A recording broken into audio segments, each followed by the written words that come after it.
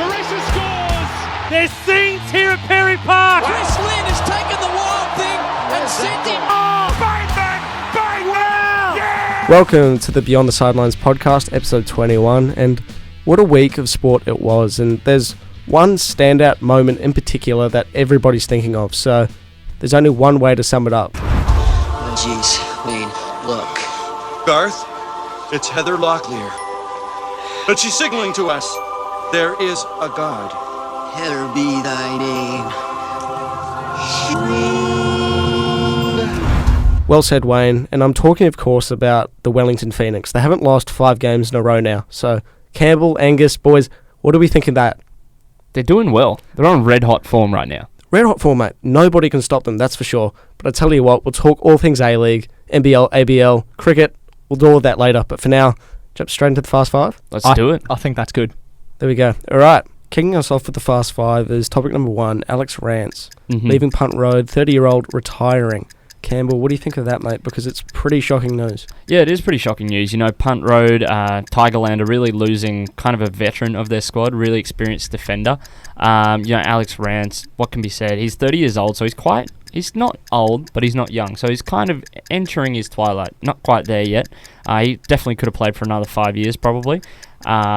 And, could have been captain of the squad at some point. Probably already could have been. Yep. But obviously, Rewalt's got that. But he's cited his family, his faith, and his work as his reasons for, I guess, retiring. He started working with the Academy in 2016. He does plenty of work for Fox Sports, so he'll definitely get that again. He's pretty well set up, but what's his legacy? He's a 5-time All-Australian, Premiership player, 1-time All-Australian captain? I think so, yeah. What's his legacy? I think a lot of people will remember him for... I think more people will remember him for his Fox Sports, if I'm honest. Just because he's done that a lot during his playing career. So it's kind of... And they kind of merge together in a way. There you go. Well, moving on from that to the world of football, Andy Penningley. Signing for Home United in the Singapore Premier League. Now, Guzzy, he signed with Peninsula Power only a month ago.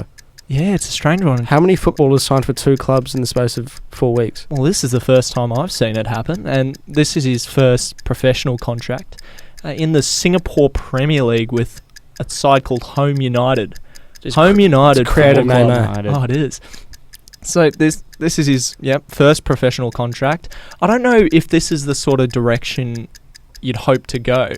Is the Singapore Premier League, the destination that you want to go in? It's a step up, and it's a professional contract. I guess you're playing against it's more competitive. You're playing against men rather than the younger guys in the NPL.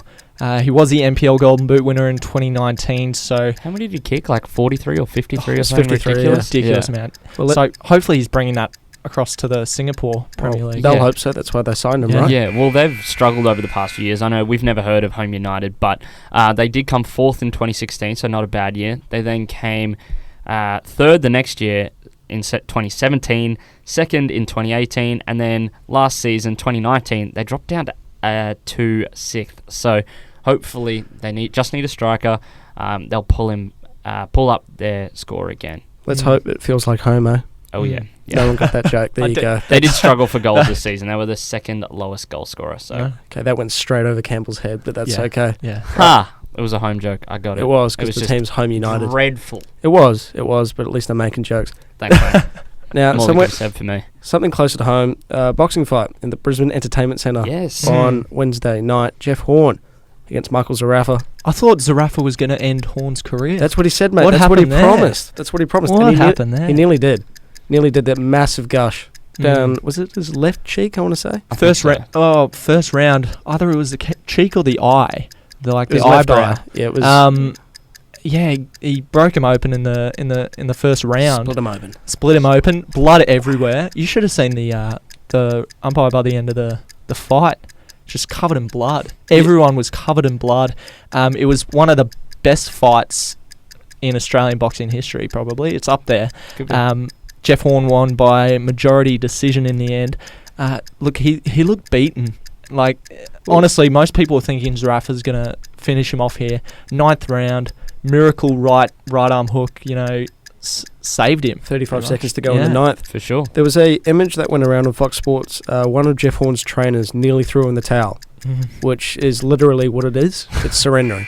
Yeah, So- well, My Lord. And that was 2 seconds before he saved himself. Also, there was the glove controversy before the bout. There was a lot of controversy in this game. Of course, there's also the blood controversy. game. in the game. In it's the not rugby game. league, mate. Yeah, come He had on, to- mate. Jeff Horn had to use Michael Zarafa's second pair of gloves. 'Cause he Beat him wasn't- with his own gloves. He did. Punching himself in the face. It has been called the best Australian boxing bout, not game, Bout. in 20 years. So there you Well, go. there you go. There you go. Now, something else that happened in Brisbane earlier in the week. Day one, BBL. How good is it to have it back? So Something good. that's a bit weird. Mm. It's an IPL thing, but they've brought in the yellow cap for the highest run scorer Strange. and the highest wicket taker. in the competition. Well, yeah, not Yeah, outside yeah, the yeah. competition. No, but like in the game. Like, yeah, Well, because yeah. Tom Smith's bowling, Yeah. is bagging fifers in club in 6th grade and yellow hat. Exactly. I feel for Callum Ferguson in this match. He had to wear the hat. So, I mean, he made a good 73 not out against the Heat. Unfortunately, it then meant he had to put this atrocious thing on his head and walk out in front of almost a packed out crowd at the Gabba. Everyone's going, "What's he wearing on his head? Like, what's going on?" Was there I was much- at the game and I was like, "What's he doing?" Was wearing there a yellow much hat? explanation about it? Or No, did they they didn't. just go bung it on him? At the game, they didn't tell us. So it's probably commentary had it. Yeah. and It's they- been talked about before, like Mm. the weeks leading up to the tournament, but I Yeah. think everyone almost forgot about it, I think. He didn't seem very keen on it No, either. he said yellow's not his colour, and he described himself as feeling like a bit of a knob. So there you Fair go. enough. He's a Fair man enough. with words. So good on He him. is. He is. And now, number 5, the last one, Geppy. KP. Also a bit of a knob, if we're being honest. Yeah. Described Brisbane as a bit of a dump. Tell us Where's- what you really mean, KP. Where does this- Disneyland. Disneyland. Get it trending. Where does Come this on. guy get off? Seriously, that Where do is you get off? seriously. This is one of the worst tweets I've seen. He mentioned Brisbane as a dump. You know, it's a terrible place. He said, quoting him exactly, he said, "The BBL starts in Brisbane. Quite smart, really. Get the dump out of the way early doors, then move on to proper Australian cities." Well, I mean, come on. Has he even been to Goma? Has he? I mean, has he been to South Bank? Is all I'm saying. Mount Cootha. Cootha Ski Fields. Cootha Come Ski on. Fields. Come on. Yeah. He just hates. You know a bit more about the history of why he hates Brisbane. Yeah, well, he Brisbane? Just on its own? Just Brisbane. I'm shortening it. He, You know. he doesn't perform very well at the Gabba. He averages, I think it was saying under 10, like single digits. It's pretty unreal, and I mean that probably explains why he hates the place so much. If he's not scoring runs, He's out of the public eye, mate. He's not. Yeah. He's not involved with cricket. He stepped away and just. yeah, I'll have a dig. Anyway, Eh. that's it for the Fast Five. Second last Fast Five of 2019. That's pretty sad stuff, gents. it's crazy. It is. And anyway, we did speak to Matt Short. Speaking did. of BBL, Speaking of BBL, Yeah. and he's expecting to mount a pretty impressive season with the Adelaide Strikers, hoping that they can go a bit further than what they did last season. But he was a good chat, and you can listen to what he said now. Joining us this week is Victorian cricketer and Adelaide Strikers batsman Matt Short. Matt, how are you, mate? Going well, thanks for having me on. No dramas, no dramas. Now, Matt, it's Big Bash time of the year. It's what everyone's talking about. So, your second season with the Adelaide Strikers. What are your personal expectations for this season? I think just sort of gain on the experiences that I had last year. I think it's a long tournament, and then I know last year I started well with the bat and the ball, and sort of dropped off a little bit towards the end, and actually ended up getting dropped for the last few games. So I think I know now how to sort of go about things a bit differently. In the longer tournament with the shortened tournament, I guess the same amount of games as last year, but 2 weeks shorter this year. So I think maintaining myself and just staying confident in my ability, something to work on from last year. And Well, what's the atmosphere like around the Strikers camp ahead of this first game? Yeah, it's been really good. I think a lot of the guys have sort of got together about a week ago now. So yeah, we've been pretty flat out. Plenty of training sessions, plenty of centre wicket stuff, which has been good this year. A lot of bat first ball, a bit more competitive stuff. So I think preparation's been pretty good, and everyone's pretty keen to get over to Canberra and play on Saturday. And you mentioned some key things you learnt from last year. What would they be? I think just when things go a bit wrong or not as well as you'd hoped, just to keep backing yourself and staying confident. Like as I said, it's a long tournament, and if you get down on yourself sort of midway, then it's not doing yourself any favours. So I think just keep backing yourself and keep hoping for those good performances. And like I said before, second season with the Strikers. So what are what are the differences you've seen culturally and I guess approach to cricket wise between the Renegades and, like I said, the Strikers? I think it's a lot more structured here in Adelaide. I know I found it a bit difficult sort of being in and out of the side in Melbourne. There seemed to be a lot of optional sessions there. Where a lot of the players that were actually playing, weren't, they were taking the option and not actually training much. So I guess the training there was just against a couple of net bowls or a couple of, throwdowns. So the difference here, I guess, being a bit more structured and you get a bit more competitive nets or, the centre wicket stuff, as I said before. And the training, I guess, is a lot more structured and I guess a lot more competitive, and you get a lot more out of it. But mate, they won it last year. They are the defending champions. So especially when you play them this season, they are, well, because they're the champions, there's that desire to beat them already. But for you individually, how desperate are you to beat the Renegades year to year? Oh yeah, absolutely. I'm not saying their approach to it's the wrong one. I just feel for my development here. It's the training and the quality of training that I'm getting here is awesome. But every time we come up against the Renegades, it's always good to get the win over them, especially being champions last year. They're the team to beat again this year. Well, you are originally from Melbourne and you play for the Victorian Bushrangers. How's the Sheffield Shield season treated you? It's been a long, tough year so far for the Vics. I guess it's been pretty hard with changing of coaches and a few lads being out of the side just for the mental health kind of thing. So which is a bit unfortunate, but I guess it's given a few others an opportunity, a few other young blokes to come in and although we haven't been winning, I think because these guys are getting some game time, it's really going to help us for the future, and hopefully after Christmas we can come out and get our season up and going. And you spoke about those mental health players, or those players stepping away due to mental health. How important has it been for, I guess, the stigma, seeing those players step away from cricket and speaking out? I think it's huge. They obviously identified something personally that wasn't right for them, and it's credit to them to be able to notify someone about that and take the time to get themselves right. But I think they're all back playing cricket now, so which is good, and hopefully we can keep them for the rest of the season. Let's hope so. And back on Victoria as well. You've played for, I don't know if you originally played there, but for Northcote Cricket Club. Yep. How's that been? Yes, it's been really good. I'm still playing there at the moment. I love getting back there, and it doesn't really seem to be too much these days, which is a bit of a shame. But every time I get back, I love sort of helping out, and love seeing all the younger blokes around the club, and I love seeing them do well. And we're sort of sitting midway at the moment. I think our last few games we're coming off some good wins. So again with them, it'd just be hopefully maintaining that form into the season after the Big Bash break. Well, there's been a few famous players who have come out of Northcote Cricket Club, including Captain Bill Lawry. Yep. How has that club helped you in your cricketing development? They've been pretty good. I was lucky enough to have some good coaches there. Blokes like David Reid, who I think he's working at the Essendon Footy Club now.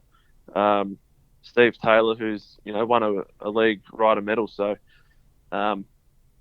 they've been huge. I think moving down, I'm a country boy from Ballarat, so moved down to Melbourne after year 12 and went straight to Northcote. So they've been good in giving me a crack against some good opportunity when I came down, and they've been huge.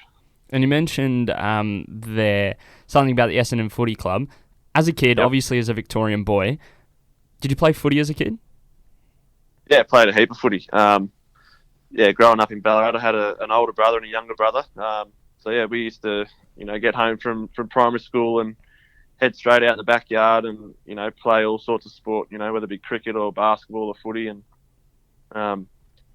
certainly played a lot of footy growing up. And, as I said, I moved down to Melbourne after school once I got a rookie contract with Victoria and, sort of ended or stopped playing footy then. And you mentioned your younger brother there. He plays for Melbourne United, correct?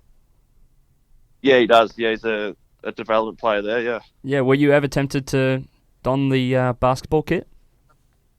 Not so much. I gave that up sort of pretty early. And then, just kept playing cricket and footy, in the differing, in the different seasons. Footy and cricket were my two sports growing up. And then, sort of chose the cricket pathway. What made you choose cricket in the end? I guess it was just the first thing that came up. I played a little bit of TAC Cup footy with the North Ballarat Rebels back, when was that? Back in probably 2012. The cricket contract came up first, and the footy was just all unknown, and probably never gonna make that. And I guess more of your development. Let's talk about the Cricket Australia 11, which you're a bit of a veteran of, mate. Let's put it that way. 134 against England. Is that a career highlight so far? Yeah, I think so. Those CA11 games they have been awesome for my development, and everyone that plays. I think it's awesome that they give the young blokes a chance against quality opposition. I'm all for it. I know a lot of people say it's a bit of a waste of time, or it's not good enough for a touring side. But for those that actually play for the CA11, I think you're getting heaps out of it. And without, I think for me personally, without playing those sort of games, 2-3 years ago, probably wouldn't be the player I am now. And that's exactly that, mate. Because I think no other sport in Australia that I can think of has that type of system where they have development sides pretty much playing alongside or against top teams. It's absolutely, it's great. Well, I mean, I'd love to talk more about your Sheffield Shield career. You actually played in that game against WA recently where there was a bit of a problem with the MCG pitch. Do you want to talk to us a bit about that? Yeah, I think so we rocked up on day one, and I guess everyone knew the pitch was a little bit soft and stuff at the time. We are probably lucky enough in the end to win the toss and have a bowl. But some balls were just unexpectedly just popping up off the length and sort of sticking in the wicket a bit, and leaving some pretty decent sized divots in the wicket. And I guess a few of their batsmen kept getting hit, from balls that they probably shouldn't have been hit. So, I guess the umpires got together and, said it's a little bit dangerous. Blokes are getting hit in the helmet, in the hand, and, in the ribs and stuff like that. So, I think they tried rolling it out and hardening up the wicket, but, the divots were still there. And, it probably was a little bit too dangerous in the end to keep playing. Well, how do you think it'll play for the Boxing Day test? I think it'll be fine, mate. The two Shield games we played before the WA game, were fine. I have no doubt the test match will be fine there. Yeah, well, I think they've greened it up a bit. I think they've rolled it out a bit more, so I don't think it should be as, let's say, dangerous. But Sean Marsh and it was Marcus Stoinis, they were the two players in the firing line.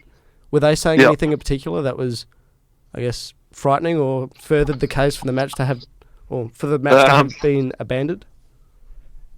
Yeah, I think they were. Yeah, they weren't too happy with what was going on, and me personally, I probably wouldn't want to be batting on there either. But yeah, I think in the end it was just too dangerous, especially not knowing which ball was going to come up at you, and probably a bit hard to play in the end. Well, I'd like to talk about that Sheffield Shield final last year that you were part of, beating New South Wales. What was it? What was the experience like to win a Sheffield Shield at such a young age? Yeah, it was awesome. It was, I guess I've been in the squad now for 5 or 6 years, and seen some of the success that the boys have had, in those years, and just watching from the sideline. So, it sort of made me think, how awesome it'd be to actually play in one, and to do that last year was unreal, and it was kind of a breakout year for me in terms of stringing a few games together and playing some consistent cricket through the middle of the order, and I was lucky enough to hold my spot in the final, and it was just an awesome feeling, and one I'll never forget. And you mentioned there stringing a few games together, some consistent cricket. How important has that been for your development? Because you have been getting more consistent cricket, especially at that Shield level. How important has that been for you? Yeah, huge. I think it was a goal for me last year. To definitely hold my spot and play as many games as I could. The years leading up to that, I was sort of always in and out of the team, just for team balance, or blokes would come back from the Australian side and sort of kick you out. So, as I said, just to hold my spot was massive for me, and and certainly developed me to the player I am now. Well, are the sights set now on breaking into that Australian side? That's the next goal, but I haven't really thought about it too much. I guess all you can do is just keep trying to perform your best on or whoever you're playing for, whether it be Victoria or or Northwood, or even the Strikers now as well. So I guess just keep trying to score runs and take wickets, and just never know what'll happen. What have you made of the Aussie side's form of late? It's been pretty good, hey? Yeah, they've been unreal. I think selectors have finally got a side that they're sort of sticking with now, and they've been pretty good. For sure. And your first game of the BBL's coming up. How are you feeling? You prepped for it? Yeah, feeling pretty good. Over in Adelaide, it's been a bit of a heat wave this week, so we've been training hard and sweating it out. So I think once we get to Canberra tomorrow, it's going to be up near the 40s, and then I think 41 or 42 for game day on Saturday. So, I think the boys are ready, and we're all looking forward to it. For sure. So keen for the season. Who are you scared of this year potentially in the comp? Who's scared of? Who's mate? Absolutely not scared of no one? Come on. Who's looking pretty good? You reckon? I know they lost the other night, but I reckon the Brisbane Heat are looking. Oh, they're pretty intimidating if you're going to line up at the end of your mark trying to bowl to them. Blokes like Chris Lynn and young Maxie Bryant, Ben Cutting, then even AB de Villiers when he gets here in Jan. So I think when he gets here, his first game's against us actually. So that'll be good to line up against him hopefully and see how he goes about it. But I reckon Brisbane are the ones to watch. For sure. And you're playing the team that beat the Brisbane Heat this weekend, Sydney Thunder. How are you guys preparing for that one? Well, it's good because we watched them the other night, and we can watch them tonight again. So it's kind of weird that they've played 2 games before we've played any. So I guess we've had the luxury of being able to watch them twice before we play them. So I guess that'll lead us in good stead come Saturday. So you reckon that's an advantage for you guys starting late? I think so, especially as I said, being able to watch watch Sydney play a couple of games and see how they go about it. And hopefully we can match up against them all right, and hopefully our plans that we come up with, lead us into a good win. And a final question, mate. I've been to Adelaide Oval. Gussie's been to Adelaide Oval. Campbell hasn't, but I think we've all been to the G. Mm-hmm. Out of those two stadiums, which one's better to play at? Ooh, Tough question. I think the G. It's a very tough question, but growing up as a country kid, and you get your old man to drive you down and watch your cricket or watch your footy, and you just sort of grow up thinking, oh, how good would it be to get out on the G? Yep. So I think it's hard to sort of split the two, but the fans here in Adelaide are unreal, and they always get a really nice crowd here at the Oval. So I'd have to say the G though. Jeez, that's a tough answer. Tell you what. But no, thanks for that, Matt. That's all from us, mate. And best of luck for the season, eh? No worries, appreciate it. Thanks again to Matt Short for joining us this week. He's playing for the Adelaide Strikers, seeing that he's named, of course, against the Sydney Thunder in Canberra on Saturday. But boys, that interview, he talked up the heat a wee bit. He did. And I was a big fan of that. We like that as a Brisbane people. As the Brisbanites. Brisbane-landers? There's something there, mate. I don't mind it. Neither do I. Well, after Tuesday night's performance, I don't know why he would be. They were pretty dreadful, and I mean, we'll get onto it when we talk about the BBL, but yeah, I don't know if the Heat are as good as everyone's saying they are. Mate, don't spoil the show before we get to it. I did tip the Sixers as well, just letting everyone know. I know you did, but it's still early doors, mate. Early doors. Yeah. Campbell, Brisbaneites. We'll get that on a T-shirt. Copyrighted, all right? Brisbane-landers. That was it. That was it. See, I'm already forgetting. Write this down. Exactly. Brisbane-landers. Slap it on a shirt. Guys, while we get the copyright details for all this, Bulls Masters cricket, what's happening at the moment? Because I think at the moment especially, it's in the shadow a bit more than what it normally is because of the Big Bash, right? Look, you could say it's in the shadow, or maybe it's coming out of the shadow a little bit. We've gotten a little bit more notice of the Bulls Masters. They're in their T20 sort of season right now. It's the Kookaburra Cup. They had plenty of BBL guys come back and play in it, including players like Matt Renshaw and Chris Lynn playing for Toombul. Didn't they go off? Oh, they did. Tom Banton even had a good hit for, I believe, Wynnum Manly. Why did you say it like that? He had some ridiculous total. It was like, how many balls was it? 137 or 100 and something off 40 balls or something ridiculous. Crazy. Maxie Bryant was out there hitting tons for the Gold Coast. But it brought great light to the Bulls Masters competition. Actually, I've got it up, mate. Do you mind if I go for it? Sure. Go over it. So Renshaw, 139 off 60. That was... Is that for Toombul? That's for Toombul, yeah. Toombul, yeah. That was off 14 sixes too. Gee whiz. That's a bit much, mate. That's a bit unlike. That's a bit unlike Matt. Matt, stick to the singles, pal. Come on. Yeah. Get a bit of a jog on. Exactly. Banton, 121 off 41. Wow. Chrissy Len, 76 off 33 and 44 off 17. And Priestwidge, is that one? Prestwidge. There you go. 72 not out off 36. Pretty good. He's a bowler. Yeah, exactly. And then his 40 sister plays for the Heat as well. There you go. And 44 off 20. So again, they were building into the Big Bash campaign nicely, but as we'll talk about in a couple of minutes, didn't start off that way. Didn't go to plan. It didn't. We will start off with this Bulls Masters, though, the Kookaburra Cup. I'll identify a couple games that I enjoyed that had some pretty stunning results. A game in round one on the Saturday, Sandgate Redcliffe versus Wynnum Manly. Wynnum Manly batting first and posting an absolute monster total of 4 for 211 off 20 overs, including 78 runs to Timmy Floros. Sandgate Redcliffe, they needed 10.5 runs and over to chase this total down, which is almost impossible. They scored 5 for 203, falling only 8 runs short. Bryce Street scoring a brilliant 99 runs off 62 balls, just falling short of a century there in that game. The other game I wanted to mention as well, Sandgate Redcliffe versus the University of Queensland. Round 2, the Saturday game. Sandgate batted first and posted a solid 5 for 150 after 20 overs.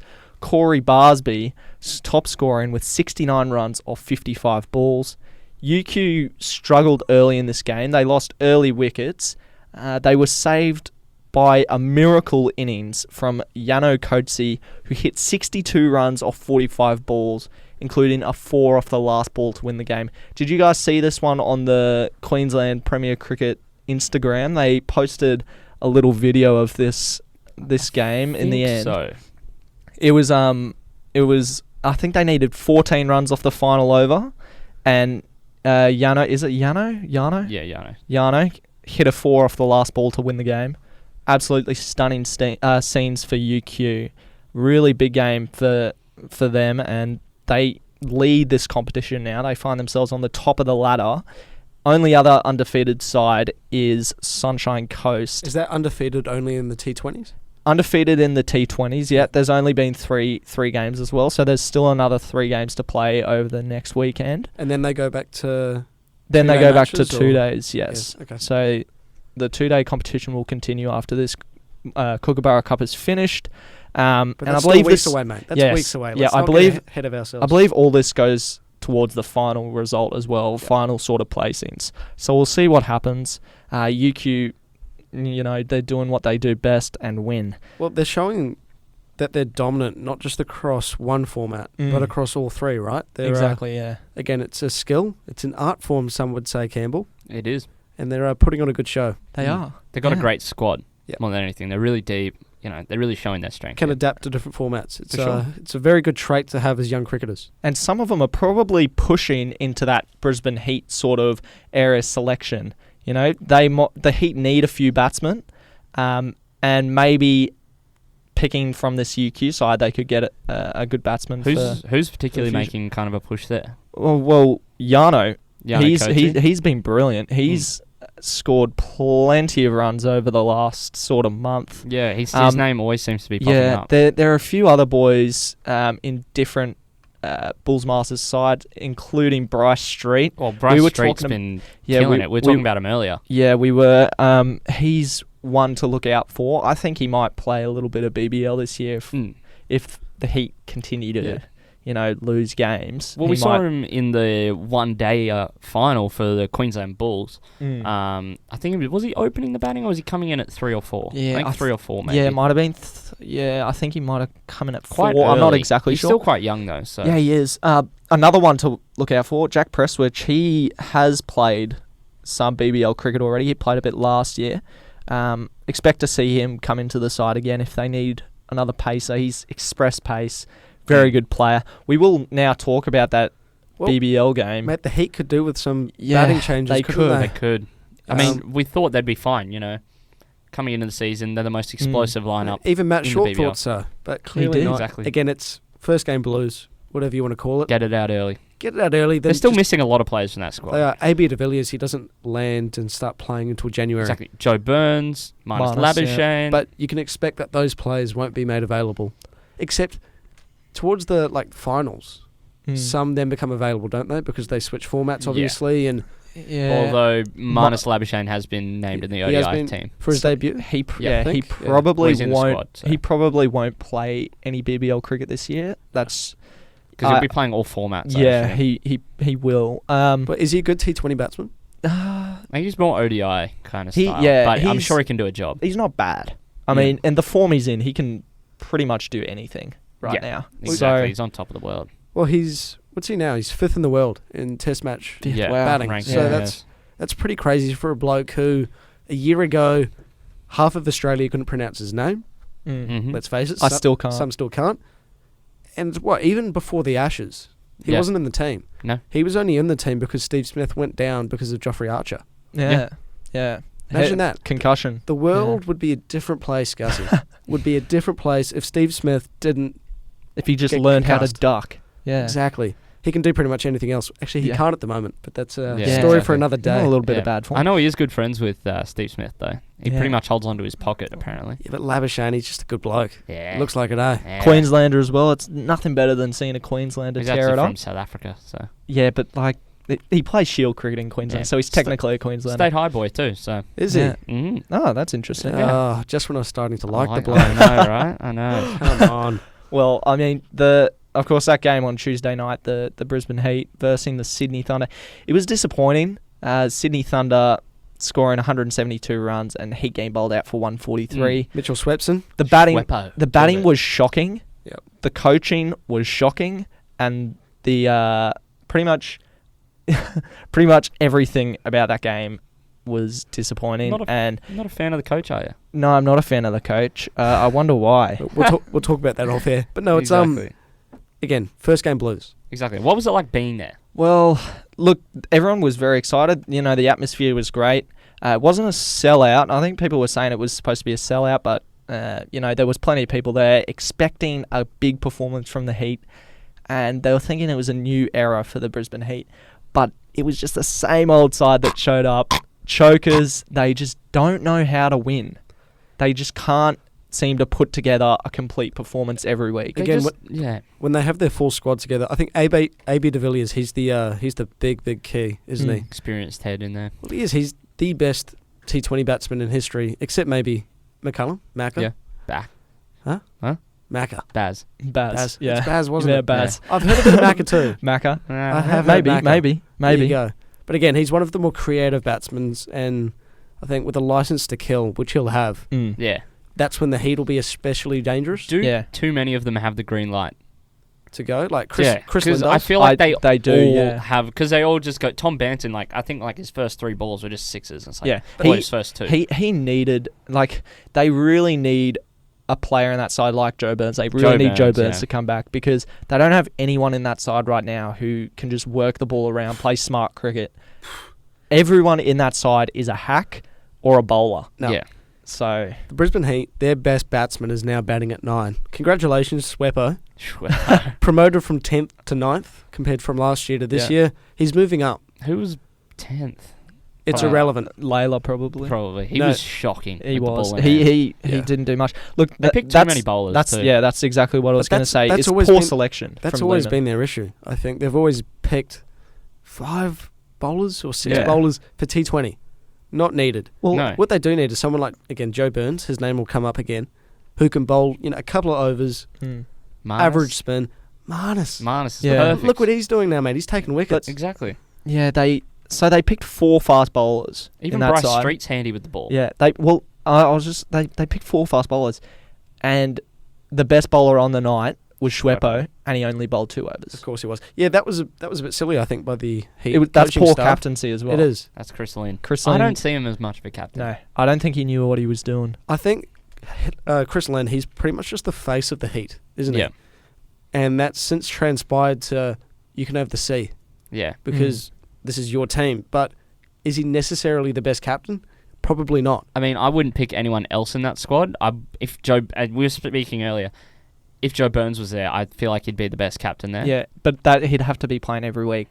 Exactly. And it's Which- with Australian selection, he probably won't be. And especially, you think about Chris Lynn, he was dropped from the ODI and T20 squads last year, wasn't he? Mhm. Or was it ODI? Yeah, I think it was the ODI squad. His shoulder, to be fair, has played up a fair bit. But Yeah. still, Lehman's going, Lynn's here for the whole season.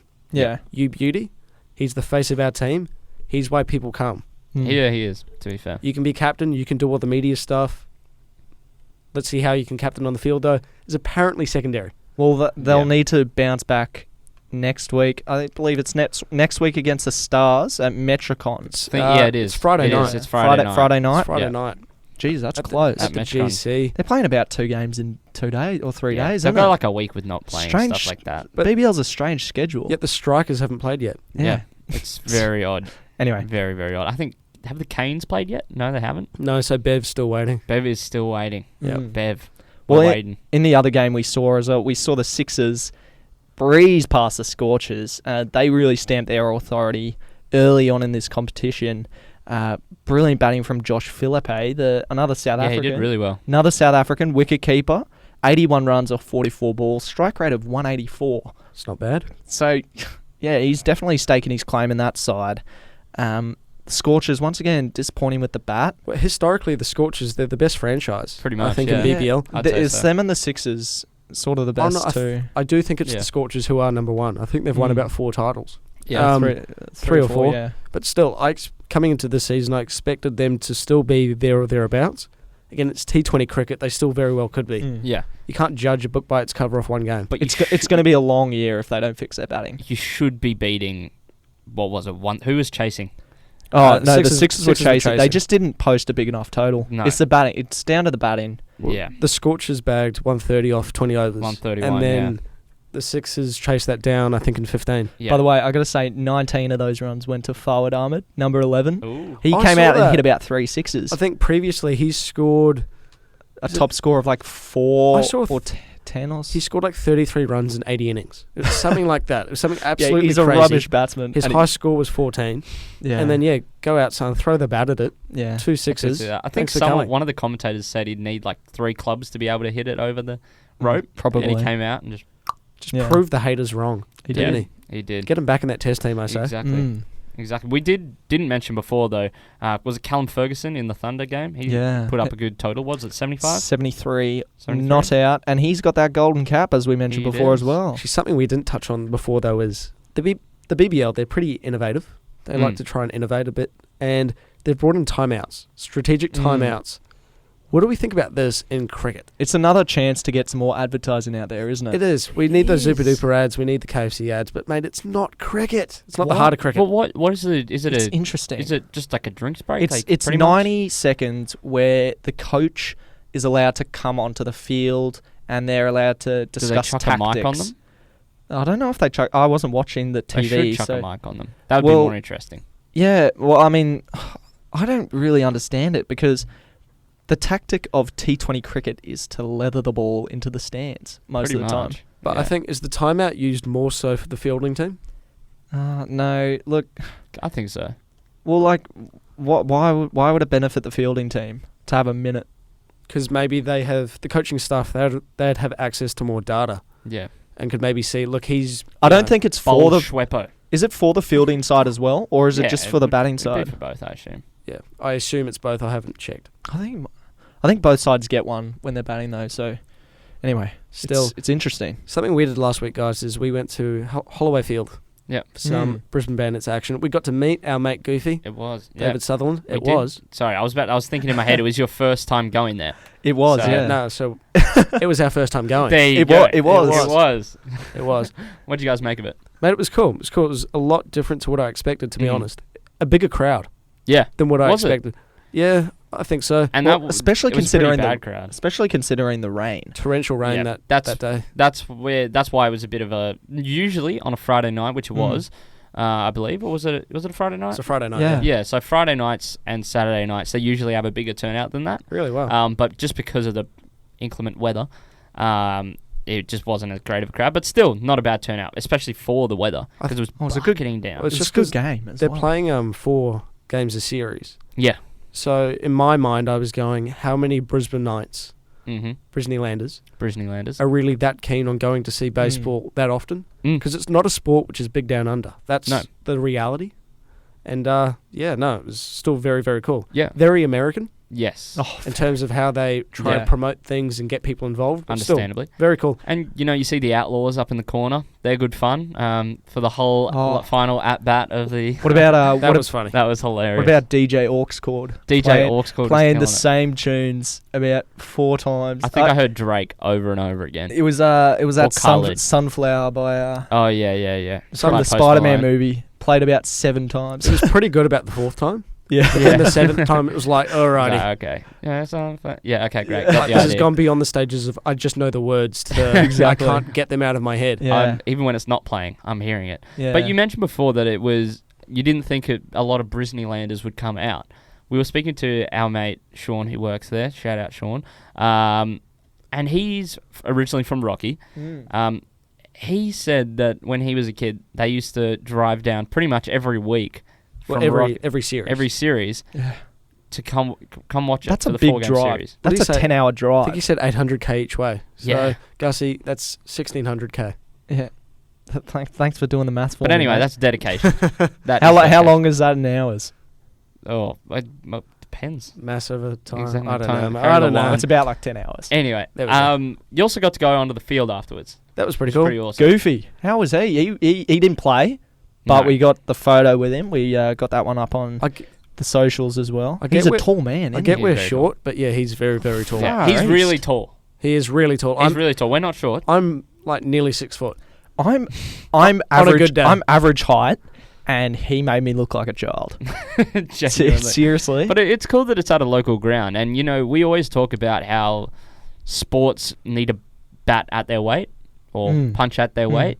And a lot of Aussie sports don't do that. Yep. I think that's exactly what the Bandits are doing at that stadium. That's my childhood club, and it's the perfect kind of stadium for that market, I think. But yeah. And something you mentioned while we were there was you could see the Brisbane City Stadium right next door. Yep. Literally across the road. You can see it over the home run line. Exactly. And you compare it to, I guess, the Melbourne situation stadium-wise. They've got a complex, don't they? Yep. Brisbane, they could do that on a smaller scale. I'll give them that. But still, that could be another A-League team. It could be. Then you got the baseball team. I don't know. Could be a complex. You got Ballymore right around the corner. That's right. It could be the Join Brisbane them all together. Hurston/Windsor kind of hub of sport in Brisbane. I Yeah. think it'd be awesome. I think it'd be great. Put a train station. Well, there already is one around the corner, so Yeah. It actually makes sense. it does make sense. Come on. Come on, FFA. Come on to the Beyond the on. Sidelines podcast. Tell me. Explain it. Exactly. Anyway, we're going to get onto the results that we saw over the weekend. Who won? Well, Auckland Tatara. They did. They Surprising. The announcer, he kept pronouncing Yeah, Taltara it was- differently. The Auckland Tatara or the Auckland Tautara. Like he just changed it every 5 seconds. Exactly. Which is great. He But did. still, he had to say the name a lot because there was plenty of runs scored by my There boys. were 7, I believe. Yeah, that's plenty. Yeah, it Not is quite plenty. the 25. That was it. Who scored it? Adelaide. Was it Yeah, Adelaide? I was gonna against say Adelaide. Geelong, yeah. Still, Last week. when you put that's perspective. Yeah, that's That's perspective. perspective. Yeah, so there you go. You got a taste of it. But the Bandits have slipped to third in the Northeast Conference, which Wow. is very unusual for them after losing the series to Auckland 3-1. Auckland showing serious improvement on last season. How many games do you think they won last season? I'd Well, say games or series? Games. I'd say all of them, but going off what you just said, I'd have to change my answer to 4. For over Maybe- the whole... No, like over the whole whole season? season. Maybe Right. 14? Well, how many do they play? You've looked at the document. 14. He's looked 14. at No, the I didn't. I document. didn't even. I swear, I did not Okay, even look. so yeah, they won 14 I in actually total guessed. last I actually season. guessed that. And now And they're they've eight, already won 8. 8 and 9, right? So they're 8 and 9, so massive improvement Well, on last season. That's because they got a big win over the Sydney Blue Sox on Thursday. They certainly Same night, the Bandits lost 8-3. Who did they did. lose to? Campbell Cavalry. Yeah, thought so. So that's a big loss. You're talking about dynasties, Yep. striving for 5. Destiny. It's looking Destiny. That's the one. Looking a bit shaky. It's looking pretty bleak now, Gusman. It is, but it's a long season, so they've still got time. They can turn it around. And again, that's just like T20 cricket. You know, Yeah. momentum's important, but form necessarily isn't. Yep. Exactly. And you know, I think it's the top 2 teams of each conference go through to the finals, or the playoffs. So they've still got time to get there. And you mentioned there before, the Tortara are playing against the Sydney Blue Sox at the moment. But yeah, they're also topping the conference at 9 and 8. And you know, the Bandits are taking on the Cavalry. They'll try and beat them. Who knows? The Cavalry have been pretty atrocious this season. But another team that's been atrocious have been the Geelong Korea, who are the worst of the bunch, along with the Canberra Cavalry. Another team that won the Series 3-1 were the Adelaide Giants, who are actually looking quite good this season. They took on the Melbourne Aces, and then the Adelaide Giants pushed their way into second place in the Southwest. Perth Heat are looking dominant. They're looking like the most dominant and probably my tip for the ship. I've liked the look of Adelaide, honestly. You like the look of Adelaide? Adelaide Yeah. are looking pretty decent. After this win against Melbourne, I think they could be the real deal this year. They're a They bit of a beat smoky. They beat Brisbane as well. They did beat earlier Brisbane in the season. 3-1 in the series, I believe, or tied the series. Yeah. Or maybe swept them.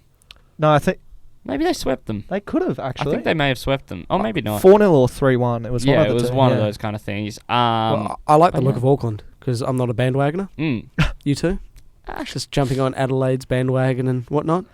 Not Stick jumping by on his Just any jump on the bandwagon. New Zealand bandwagon, don't you? Anything New Zealand. Exactly. It's God. good week to be a Kiwi. Especially the Phoenix, but Especially the Phoenix. we'll discuss that later. We will Anyway. discuss that later. Anyway, the Perth Heat sit at 11-5, best record in the entire competition. But yeah, that's ABL. What a great week of it, and we see another one this week. The series have already begun.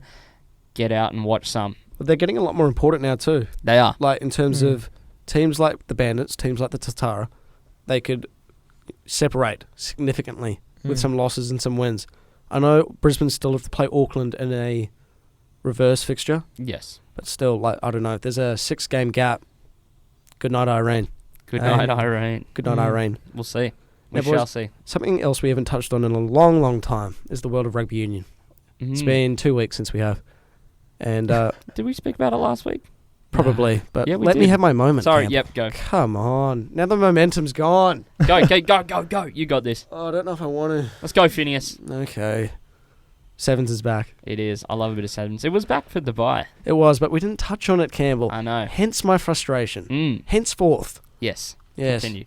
I did like the Dubai sevens, though. I Dubai watched quite seven- a bit of it. It's always really, really cool. It's really fun. I love the sevens format. I It's just so love quick. sevens. I love It's so sevens. fast paced. I remember when I was about grade 9, I think I preferred sevens over 15s. Understandably. Just Wow, because okay. it's so much more fun. It's the It's future, lively. I think. It's good fun. But again, yeah, they're playing in South Africa, where they just played in Cape Town. Second match of the second Yeah. tournament of the series. Sean McMahon is back. Do you guys remember Sean McMahon? No. He used to play. That's disappointing. I was really expecting Sean a bit more of a McMahon. reaction there. He used to play 15s for the Wallabies. Oh. Big number 8. Anyway, he went overseas. I think I do. He I think I do played know. He went to Nudgee. He runs hard. Oh. Well, yeah, you tend Yeah, to have to. no, I know, but like excessively hard. That's how I remember him. He's number 8, He's isn't a he? big boy. Yeah, like I said, he went to Yeah. Nudgee. He played in Cape Town. I think it was his second. No, it was. I don't know. He hadn't played in a while. Certainly sevens. Yeah. I don't think he'd played The sevens. last time I remember him playing, he was playing against Ireland back in.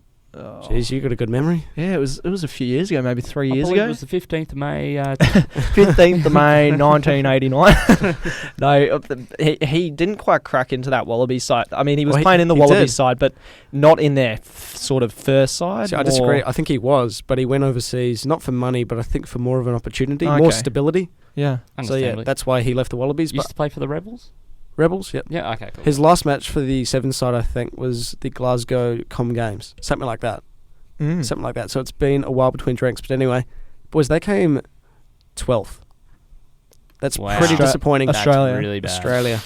Aussie. That's really poor. Especially in a Olympics year. Well, Olympics season, I Yeah. guess, now that the Olympics is less than a year away.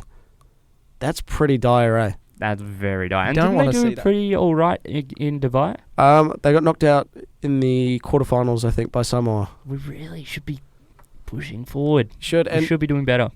Australia, they've already recruited their star or the players they hope to propel them forward. So like Quadzilla, Yep, Godzilla, yeah. what's his name? Trey Williams, something Yeah, like that. Something like that. yeah. Again, he was supposed to propel them forward and Mm. hasn't. Joe Pinkers is coming to the squad. Joe Pinkers. Hopefully, we'll speak to him soon. But still, it's looking pretty dire. Mm. Not so much for the women though; they came second, Yeah, which is improved Good from upon. them. Once again, the Dubai. Australian women carrying. they do very well. What are they not good at? Seriously. Yeah, The they cricket, kill they're in every killing competition. it. The Football, football. kill it. Rugby. Well, I quite like it because I think Australian women's sport is setting almost a benchmark now, isn't it? The It is. tennis with Ash Barty. Exactly, but Another one. they're consistent across all codes, all sports, Exactly. and Yep. that's really, really cool. And that's Mm. something that's not really discussed as a whole. No. Each sport on its own is discussed. Oh, we're good at this, we're good at that. Mm. But all of it, if you look at it from a wider perspective, it's great I stuff. think also it's a bit of a cultural thing between countries.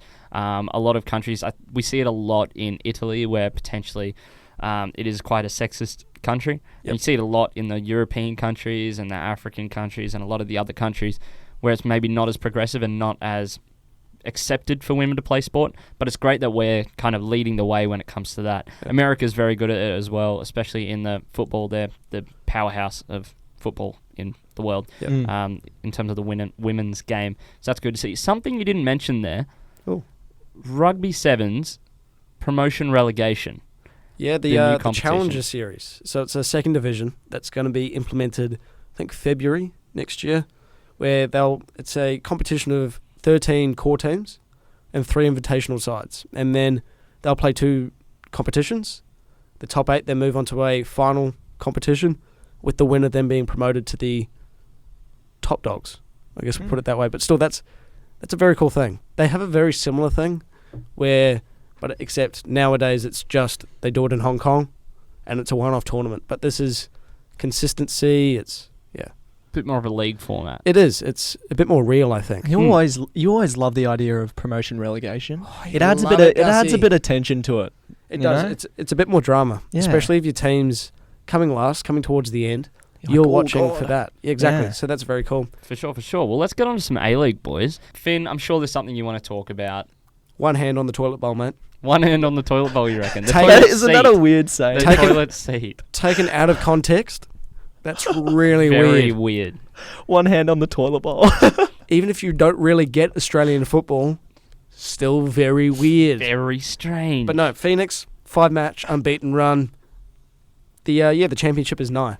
But let's see what happens against Sydney FC this weekend. I was just about to say you'd be sharing that toilet bowl with Sydney. Some say it's a grand final preview. Yeah. Some don't. Most don't. Finn does. Finn does. Yeah. Well, I mean, Fair player. Exactly. Anyway, first place Sydney, they got another win against the Central Coast Mariners, 1-0. They've just sort of put themselves ahead of everyone else. They are the standout side so far in the A-League. You got to admit yourself, Wellington aren't up to that standard yet. I will say no such Blasphemy. thing. Blasphemy. They're still only 5 points clear of second place Melbourne City now, though. But Melbourne City, they kind of just went, look, Sydney, anything you can do, I can do better by 4 times as much. Yeah. They won 4-0 away to Newcastle. Yeah. Jamie McLaren scored 1 or 2, I think. And became the fastest fastest player to reach 10 goals in A-League history. Good on him. Well, that's In what 6 happens. appearances, That's what so- happens when you have the last name McLaren. You got to be fast. Jeez, it's funny, this one. Sneaky. Funny guy Angus. Funny guy Angus, maybe. Yeah, that was a good joke. Not really. Okay. But no, Jamie McLaren's on excellent form.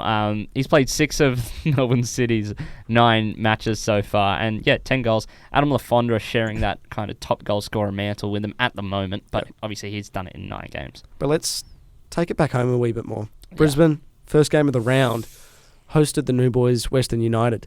How did it go, Gusman? Ugh, it was shocking. It was 5 minutes in, wasn't it? Yeah, Connor Payne, I think. It was early on. Look, Brisbane, they're back to losing ways, aren't they? 11 minutes in. There you go. 11 Jeez. minutes. Come on, Finn. It really didn't take long for the newcomers, Western United, to get one up on Brisbane. You know, I was looking through the stats in this game. It's pretty astonishing. Brisbane had 72% of the ball with 20 shots and 1 on target. Western United only had 6 shots, 3 on target, and scored 2 goals. It's clearly showing that Brisbane are lacking something up front. And we take this back to maybe Roy O'Donovan, the striker that Brisbane have brought in for this season. He just hasn't been finding the back of the net. It shows they've got the ball and they've got the sort of opportunities. He just needs to hit the mark. He needs to be scoring goals for Brisbane. Well, I tell you who they could have used, and that's Besart Berisha, who scored against them, scored the second. Berisha scoring against his former club for the second week in a row. Isn't that crazy? Because, of course, they played Melbourne Victory the week before. Yeah. That bloke, Absolutely he's a goal machine. He really is like an anomaly. There we go. Big Got word. it out. He's in his 30s now, isn't he? But he's still scoring, man. That's the Banging thing. him in. And they did let go of Jamie McLaren. That's another thing too. Yeah. But if Berisha had any inclination to want to go back to the A-League, the Raw should have gone, sweet, how much do you want? Really? Yeah. Reasonably speaking, how much do you want? Yeah. Because that's their problem. Yeah. Like, for the most part, the rest of their team's okay. Developing, but it's okay. Berisha could have solved that piece. But anyway, and the other result was Perth getting a 2-0 win over the Wanderers. So Yeah. that's another victory for Perth. Second week in a row, I think. Yes. Yeah. Because they beat City last week. Yeah. And see, I said this a few weeks ago. You get a few wins and you propel yourself up the ladder. They're up to 5th. That's what I mean. Jeez. And 2 weeks ago, we were talking about, geez, they're last. You know, should the coach get the sack? How would Perth end Victory second last and last? But again, how much can change? Well, I'm just surprised how poorly the Victory and the Raw have played this year. And they're both not even last. Well, I was about to say, who do you think is the worst team in the league this season so far? I think it'll end God, with it's- the Mariners, just because I think, to put it like this, Wellington, they've already accumulated enough points to not come last. Or they've started strongly enough to not come last. Whereas the Mariners, I can't see them doing what the Phoenix have done. Yeah. And that's winning a few games on the trot, being undefeated, whatever. So I think the Mariners. What do you guys think? It's looking like a battle for the wooden spoon right now. It seems like every side wants to be on the bottom of that ladder. You got Brisbane there, you got Victory, you got Newcastle playing rubbish. Yeah. Western Sydney Wanderers have slid down. It's... I'll tell you what, mate, you're a bit of a pessimist. That's a glass half empty type of approach, isn't it? Well, look, Certainly. all I'm saying is no one's really played good football this year, 'Cause other than Sydney and probably Melbourne City, and maybe you can slide The Phoenix. Adelaide and Wellington into that list. Thank you. No, but or you can argue it from the other way and go, It's a competitive league. It's a bunch of teams who are winning to try and get into the top 6. But no, be a pessimist. That's cool. Anyway. Well, yeah. Well, I'd say probably Brisbane Roar, personally. I'll tell you why. Okay. So, while they have the most shots, well, not the most, they have the 4th most shots in the league with 136, but they also have the most goals conceded with 15. Yeah. But what's probably the most damning fact is they've got one of the worst conversion rates in the league with 9%. 9% conversion. Well, that goes back to his striker, doesn't exactly. It 100% Roy O'Donovan. does. And you're taking high shot numbers. Yeah. Don't exactly know where those locations are, but you're only converting 9%. Well, that just shows, I think, 20, they had 20 shots, 1 on target. That's literally less than 9%. They do have the highest passing accuracy, though. So, if they've you got start, that going for them. And the most number of passes. So they can pass the ball. I mean, they just can't put it into the net. That That's pass it into the back of the net. Exactly. Yeah. Well, that generally means that you're passing it around the back a lot. Yeah. That's generally what that means. If you've got the highest passing accuracy and you've got the most passes, generally your centre backs are getting quite a few of those. So they're trying to play like Barca. Or Melbourne City. Just without Messi.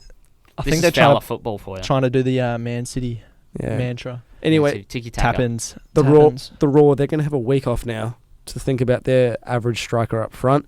We've got the Wanderers playing Western United, Wellington versus Sydney, Melbourne City against Victory, Melbourne Derby. Yeah. Again, very important game for the Victory. If they can win that, respectable. They might do I don't see him winning it. Not at the moment. It's not looking that way. We've got Perth against Newcastle and Central Coast against Adelaide United. Elsewhere in the world of football, I just want to comment, Liverpool, Club World Cup champions hopefully on Friday. I mean, who cares? Like, seriously? It's the most prestigious competition in world football. Don't know about that. Well, I do. I hadn't even heard of it. Are you versing Al Hilal or something? We're versing some team from Or somewhere. Flamengo? I think it's Flamengo from Is Brazil. it? From Brazil, yeah. This Yeah, is one of those two. This is Liverpool's 4th attempt at winning this prestigious competition. Have not yet done it. I'm sorry, you're even bad at winning this competition? We can't win trophies, but Jeez, you can't even win this. The other teams are like, they're nobodies. They're farmers. Flamengo. No, they're good footballers, but they're just not. The Brazil you League should be beating them. The Brazil League is an absolute farmers league. I remember a few years ago. Not. Yes, it is. No, It's it is dreadful. It's dreadful, It's like but the they French produce league. because everyone, all their talent The, gets sent. the French league is The the French biggest league's farmers great. league. That is not. the biggest It farmers is. league. You get lots of talent going to other leagues. It's just Look at the French national team. It's just PSG absolutely destroying everyone. Oh yeah, for sure. I remember a few years ago, Auckland City. They're a semi-professional team out of Auckland. They got to the semi-finals of the Club World Cup.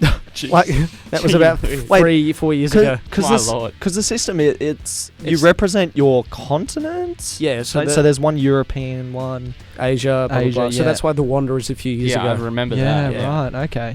But still, Auckland City, they got to the semis, and I remember it was like, if they beat this team, they're playing Real Madrid in the final. Oh my god! And they didn't. They let down. Who would they play? Do you remember? Probably not. Some team. I feel like I remember that can't too. Pronounce. Again, that was the golden era of New Zealand football from 2010 to 2016. We saw a photo from the Brisbane Strikers the other day where they were playing against Brazil. Well, it was the newly appointed Ronaldinho. FFA chairman. Yeah. And it was him dribbling for the Strikers against Brazil because Brazil were playing in a Olympic warm-up game. That is against Brisbane Strikers. Yes. The Brazilian national team playing against the Brisbane Strikers. Imagine that. I just what could have been. I don't understand the logic when a team can't get into the A-League but can play against Brazil. They played against Ronaldinho. Yeah. And they can't get a spot in the A-League. Imagine the nerves before that game. You're going, I've got to mark Ronaldinho. What am I going to do? I wonder if it was at Perry. It definitely was. Definitely was not. No chance. No chance. But I still can't expect, can they do it? I can't imagine Suncorp selling out. Yeah. Foggy night at Perry Park. I don't think they can. With a crowd of a few blokes having a few spicy waters on Solo Hill. Come on, Strikers! Come on, Strikers! Can they handle the Manly United fans? The Manly faithful. That's the why Manly faithful. That's why they weren't invited. Anyway, guys, I think we'll wrap it up there. Make sure if you haven't already, you like, follow, and share us on Facebook, Instagram, and you listen to us on Spotify if you're not already. We really appreciate that. And tell your friends. Tell your friends. If you have any. Yeah, well, exactly. Gussie can't quite relate to that. We'll be your friends, but yeah. We'll be your friends. And don't worry either. There's still one more episode to come out in 2019. The best Christmas present I can think of. Oh, it's a pretty good one. Yeah. Exactly, mate. I think Mate, Nice field. you reckon we were recording on Christmas Day? Yeah, we're doing Secret Santa. Yeah. Ooh. Secret Santa in the studio. Who got who? I wonder. It's a choice of two. Who got me this? Oh, somehow Socks again. I got myself. I'll dress up as Santa. It's all good. Please don't. That'll be the stuff of nightmares. Oh yeah, we'll do. Anyway, on that note, guys, until next week.